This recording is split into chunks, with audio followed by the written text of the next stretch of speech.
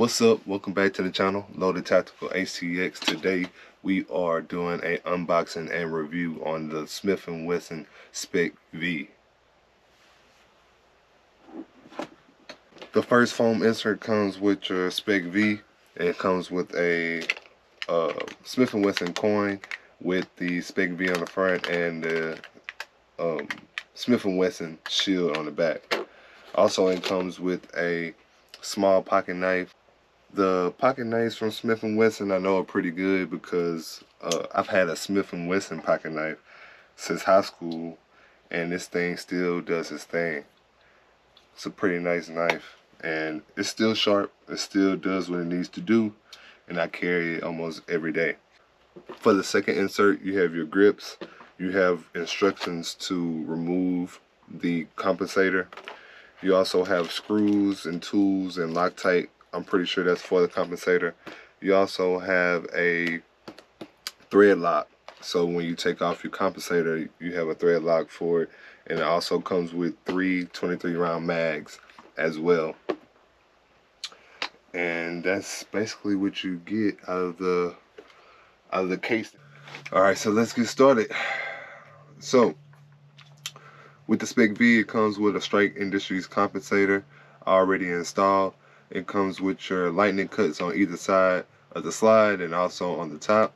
You also have your fluted barrel, and also I am empty. You have your fluted barrel. This gun comes optic ready with your suppressor high sights, and also is also night sight dots as well. You have your aggressive front and back serrations. Also, you have your aggressive grip modules here, and you have your Picatinny rail with a mag well as well. It comes standard with a 2.0 trigger that is about 3 pounds standard. This gun is competition ready out of the box. As you can see, I've had this gun for maybe a month and a half before showing you guys, so I changed a couple things on it. I put a Apex trigger on here with the X300 Surefire, and I put the Olight red dot sight on top, similar to the 507 comp. This is your fluted barrel. So the fluted barrel is basically a shade barrel that reduces the weight. It also improves the heat dissipation. It allows the barrel to cool down faster by allowing more of an efficient heat transfer. So it's pretty much a lighter barrel, and it kind of helps with the balancing of the firearm. So next is the grips. So the grips on here are aggressive for right now, but I feel like if you run it with this gun and use it quite often, once the grip texture gets worn, I feel like you'll have to use some tactical tape. If you like me and you like the larger modules because you have the bigger hands, I would definitely look into the tactical tape after a while. You may even want to put it on there at the beginning. One of the things, I like the larger grip, but I wish that the front module had a bigger insert. If the front module had a bigger insert, I feel like my grip would be way better. Not saying that my grip is bad, but I guess since I've been running with the 2011s, they have the bigger grip handle, and I feel like I'll have more control over this firearm if the front module had a large insert as well. But let's get into the slide cuts. So the slide cuts are in the front and the back. I haven't had any real issues with it while having the gun, but I have seen reviews where one say when they have sweaty hands and the gun happens to slip out of their hand, the slides can hurt their fingers. But I feel like with practice, I'm not saying that it wouldn't, but with practice, I feel like the slide won't grip out of your hands. I feel like the slide cuts are aggressive enough to help you even if you have sweaty hands. But I just think a lot of things with practice you'll overcome. So as far as the ammo, I've only used 115 and 124 grain, and it has shot through those grains with no issues. I've had no malfunctions with the little over 800 rounds that I've put through it.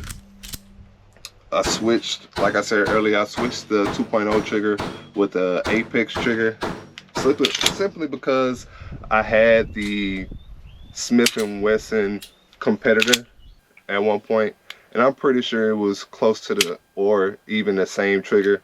So I just switched them out because I thought the Apex trigger would be a little bit better, especially a lot of my guns that I use I try to run in competition, so I kind of try to get them fit to my needs. I've seen a lot of people say that they've had issues with the magazine going into the mag wheel. It says a lot of edges in there and they wish that it was beveled a little more, but I haven't had any issues with the mag going in at the range. I feel like once you get used to the firearm and practice putting your mag in, I feel like that small minor detail will go away. I don't feel like it's a big issue. So the only thing that I would say that I would want to change on this gun just out of the box, I would say that I wish the front module came with inserts that you can change out just to make it a little bit bigger for those with bigger hands. I feel like the large grip module in the back is perfectly fine, but I just wish that you can make the front a little bit bulkier just to help you manage that grip a little bit better. Also, with the Spec V, you can expect it to get hot, especially since it's an all steel frame. You can expect the slide to get hot if you're running it a lot. So just be careful. Be mindful to be careful when racking the slide back. It can get pretty hot. But Smith & Wesson did their thing on this Spec V.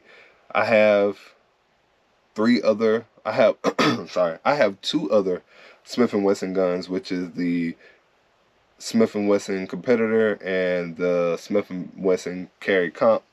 And that's another thing I say I would like about the carry comp, about the Spec V, the mags are interchangeable.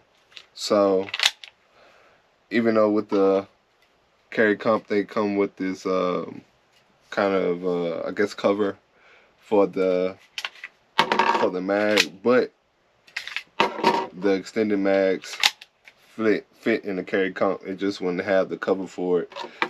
So, but I think one comes in a box, so you can add the cover to it, and it's easy to remove and put back.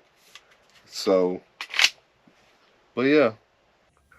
Overall, I feel like this gun is super fun to shoot. It shoots very flat. You can shoot it very fast. The reliability is a 10 out of 10 so far out of the 800 plus rounds that I put through it.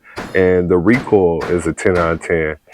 For those that worry about recoil, you can really manage the recoil on this gun. The weight and the compensator, the blend of the weight and the work on the compensator makes this gun shoot super smooth. I really can't say anything bad about it. Smith & Wesson really did his thing on the Spec V. The all steel frame is perfect. I feel like the weight of it, just the balance of it when shooting, it's a perfect blend. It's a perfect blend of the compensator, the weight, the barrel. Everything does its job to make this gun shoot flat, accurate, and fast. I feel like this definitely can compete with some of the top competition pistols out there, especially striker fire pistols. I can't wait to use it soon.